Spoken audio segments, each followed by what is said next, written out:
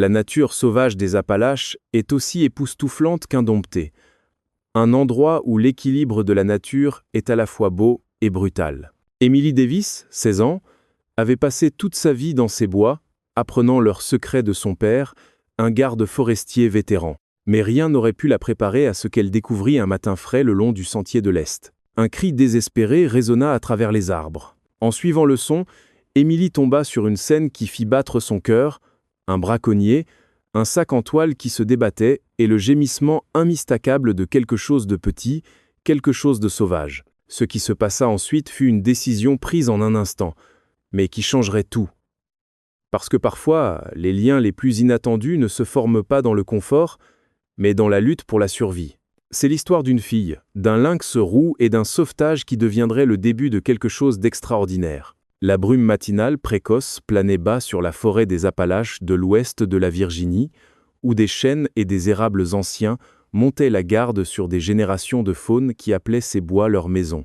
À la lisière de cette nature sauvage, dans une modeste cabine de garde forestier, Emily Davis, 16 ans, était déjà réveillée, lassant ses bottes de randonnée bien usées. Les premiers rayons de l'aube peignaient le ciel en douces touches de rose et d'or, promettant une autre belle journée dans la forêt nationale de Jefferson.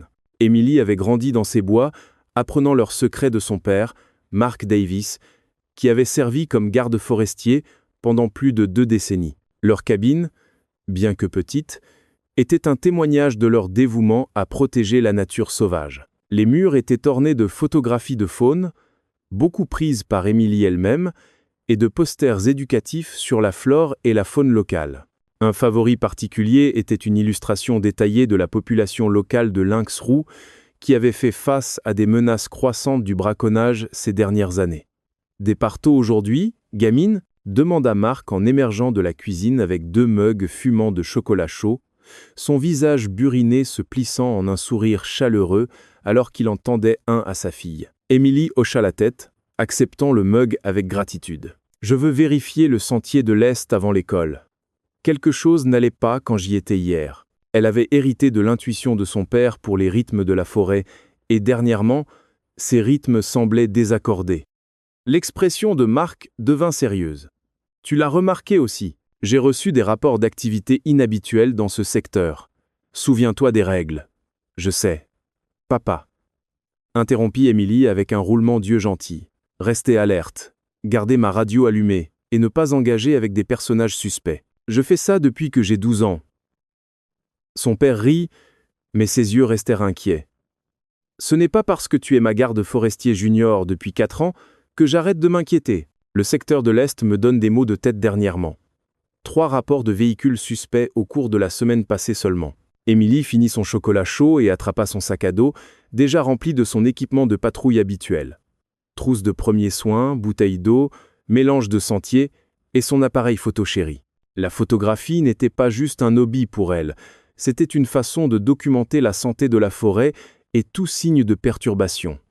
L'air matinal était frais alors qu'Emily partait en patrouille. Elle avait 1 heure avant de devoir se diriger vers l'école et elle comptait en profiter au maximum.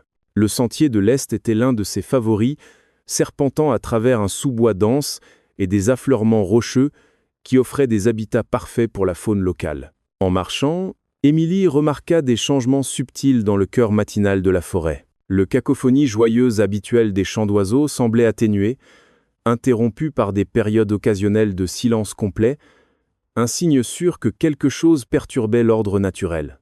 Son père lui avait appris que les animaux étaient les premiers à sentir quand quelque chose clochait. 20 minutes dans sa patrouille, Emily se figea. Là, dans la terre molle à côté du sentier, se trouvait une trace de pneus fraîches, bien trop profonde pour provenir d'un véhicule de visiteurs régulier du parc. Le service forestier utilisait des points d'accès spécifiques et cette section du sentier était strictement interdite aux véhicules motorisés. Quelqu'un avait délibérément enfreint les règles. Emily sortit son appareil photo et documenta soigneusement les traces, notant leur direction et leur profondeur. Alors qu'elle photographiait les preuves, un son attira son attention. Un cri plaintif faible qui semblait provenir de plus profond dans la forêt. Il était à peine audible, mais quelque chose à ce sujet tira sur son cœur. En vérifiant sa montre, Émilie savait qu'elle devrait bientôt rentrer pour l'école, mais ce cri, il ne ressemblait à aucun des résidents habituels de la forêt. Il semblait désespéré, presque comme un appel à l'aide. S'assurant que sa radio était bien fixée à sa ceinture, elle quitta prudemment le sentier, suivant le son.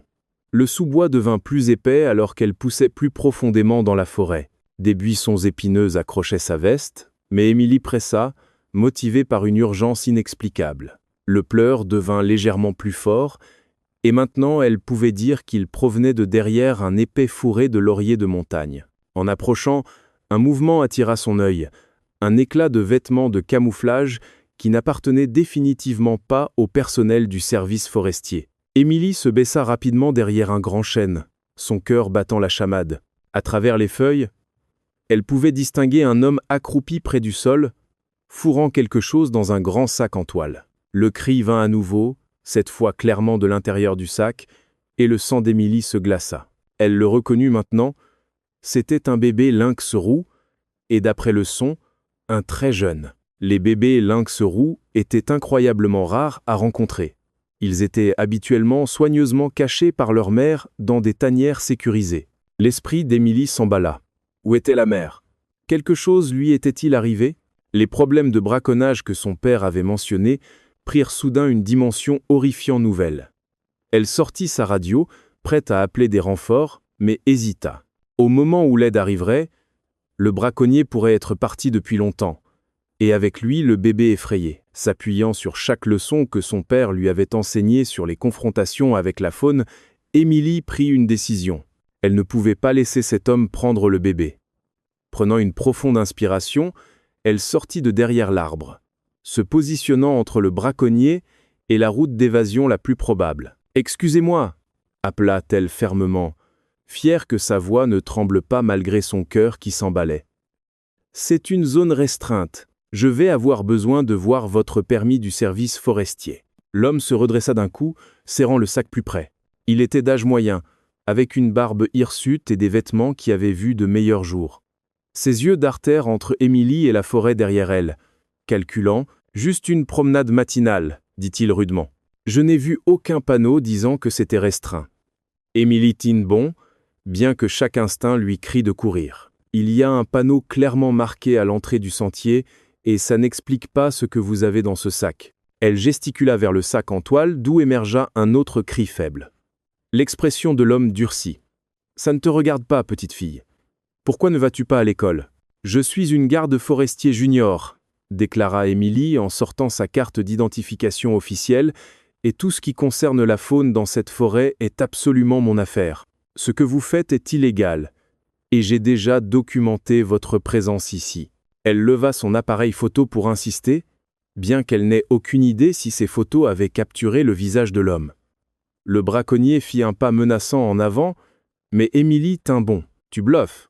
Personne d'autre n'est là si tôt. »« Faux encore, » répondit Émilie, son doigt planant sur le bouton d'appel de sa radio. « C'est ma route de patrouille régulière, et mon père, le garde forestier en chef, attend mon enregistrement d'une minute à l'autre. » Ce n'était pas entièrement vrai, mais Émilie connaissait le pouvoir d'un bluff bien placé. Comme sur un signal, sa radio crépita à la vie. « Émilie, enregistrement s'il te plaît. Terminé. » La voix de son père n'avait jamais été plus bienvenue. La confiance du braconnier vacilla visiblement. Émilie saisit le moment d'incertitude, sa voix devenant plus forte. « Posez le sac et partez maintenant, ou j'appelle ça, et vous aurez tout le service forestier et la police locale ici en minutes. » Pendant un moment tendu, Émilie pensa que l'homme pourrait la charger, mais puis, avec un juron, il lâcha le sac et se tourna, s'écrasant à travers le sous-bois. Émilie attendit que ses pas s'estompent avant de se précipiter vers le sac, ses mains tremblant alors qu'elle l'ouvrait soigneusement. À l'intérieur, un minuscule bébé lynx roux gisait roulé en boule serrée. Sa fourrure tachetée était emmêlée et sale. Il ne pouvait pas avoir plus de quelques semaines, et ses yeux étaient grands de terreur. Le cœur d'Émilie se brisa à cette vue. Le bébé était clairement malnutri, son petit corps tremblant de peur et d'épuisement. « Ça va, petit ?» murmura-t-elle en examinant soigneusement le bébé sans le toucher. « Tu es en sécurité maintenant. » Émilie radioa rapidement son père, sa voix urgente mais contrôlée. « Papa, J'ai besoin de toi au marqueur Recept immédiatement. J'ai un bébé lynx roux abandonné, possiblement orphelin. Le braconnier a fui vers l'ouest en direction de l'ancienne route d'exploitation forestière. La réponse de Marc fut immédiate. Reste sur place. J'arrive, n'approche pas le bébé sauf si absolument nécessaire. Mais alors qu'Émilie attendait, elle pouvait voir que l'état du bébé était critique. Il était sévèrement déshydraté et sa respiration semblait laborieuse. Prenant une décision prudente, elle sortit une petite bouteille d'eau et son bandana le plus propre. Imbibant le tissu, elle l'offrit doucement au bébé, lui permettant de lécher l'humidité sans forcer d'interaction. Le son de pas approchant annonça l'arrivée de son père. Marc absorba rapidement la scène, ses yeux expérimentés évaluant la situation. « Bon travail, Émilie, mais ce petit a besoin d'aide vite. »« Où est la mère ?»« Aucun signe d'elle, » rapporta Émilie en retenant ses larmes. « Papa, le braconnier, il devait savoir exactement où trouver ce bébé. » « Et si ?» Marc posa une main réconfortante sur son épaule. « Nous enquêterons, mais pour l'instant, ce petit a besoin de notre aide. Nous ne pouvons pas le laisser ici. » Ensemble, ils transférèrent soigneusement le bébé dans un transporteur de faune approprié du camion de Marc. Émilie s'assit à l'arrière avec le transporteur, parlant doucement à l'animal effrayé alors qu'il roulait vers la cabine. Elle savait qu'il devrait probablement l'emmener dans un centre de réhabilitation de faune, mais le plus proche était à des heures, et le bébé avait besoin de soins immédiats. À la maison, ils convertirent leur salle de boue en espace de récupération temporaire, le gardant calme et chaud. Émilie manqua l'école ce jour-là, mais son père accepta que c'était pour une bonne cause. Ils se relayèrent pour nourrir le bébé une formule spéciale recommandée par le vétérinaire de faune au téléphone, et lentement, heure par heure, la minuscule créature commença à montrer des signes d'amélioration. Alors que les jours se transformaient en semaines, le bébé, qu'Émilie avait commencé à appeler Shadow pour son habitude de la suivre dans la salle de boue, grandit plus fort. Émilie passa chaque moment libre avec lui, documentant soigneusement sa récupération et s'assurant qu'il maintenait sa méfiance naturelle envers les humains malgré leur contact proche. Marc observa leur interaction avec un mélange de fierté et d'inquiétude. « Tu fais un travail merveilleux avec lui, Émilie, dit-il un soir, alors qu'il regardait Shadow attaquer avec succès sa première nourriture solide. Mais tu sais que nous ne pouvons pas le garder pour toujours. » Émilie hocha la tête, bien que son cœur se serre à cette pensée. « Je sais, papa. Il appartient à la nature sauvage. Je veux juste m'assurer qu'il est prêt. » Les mois suivants furent un équilibre délicat entre prendre soin de Shadow et le préparer à son retour éventuel à la nature sauvage. Émilie rechercha extensivement, consultant des experts en faune et étudiant le comportement des lynx roux. Elle et son père créèrent des expériences extérieures supervisées pour Shadow dans leur cour arrière clôturée, l'aidant à développer les compétences dont il aurait besoin pour survivre. À mesure que Shadow grandissait, sa force et ses instincts naturels aussi, le minuscule bébé effrayé se transforma en un magnifique jeune lynx roux, son pelage tacheté brillant de santé.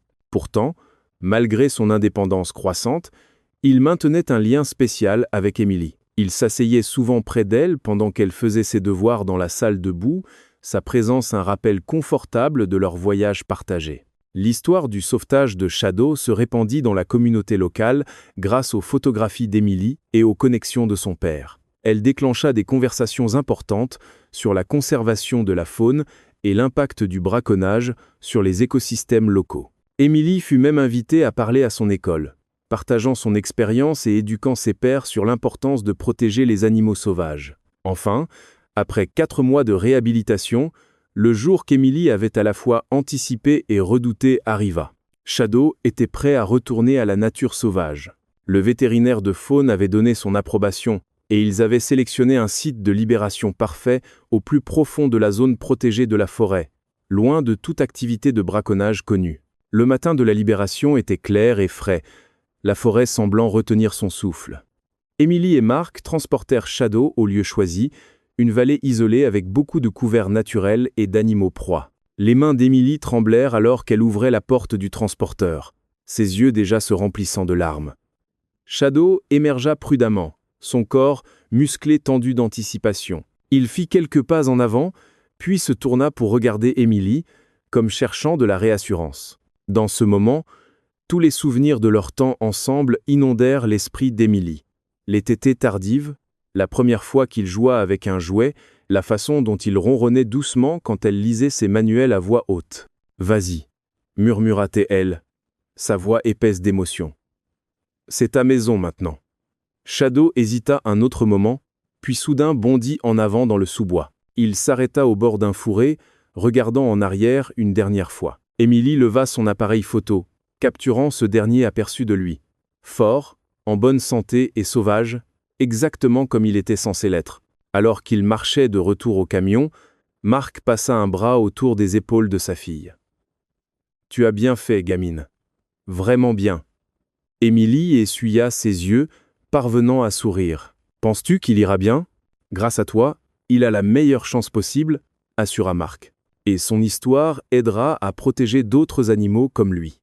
Dans les mois qui suivirent, Émilie se jeta dans la conservation de la faune avec une passion renouvelée.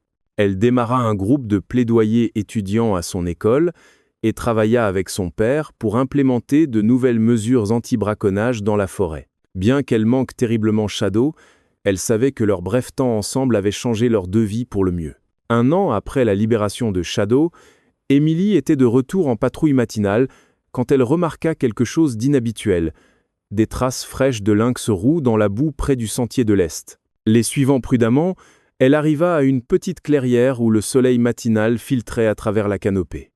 Là, la regardant avec des yeux dorés familiers, était assis un lynx roux adulte en bonne santé. Le cœur d'Émilie sauta un battement. Le pelage tacheté du lynx roux était plus sombre maintenant, mais elle reconnaîtrait ses yeux n'importe où. Pendant un long moment, ils se regardèrent à travers la clairière, plus comme sauveteurs et sauvés, mais comme deux êtres partageant le même espace sauvage.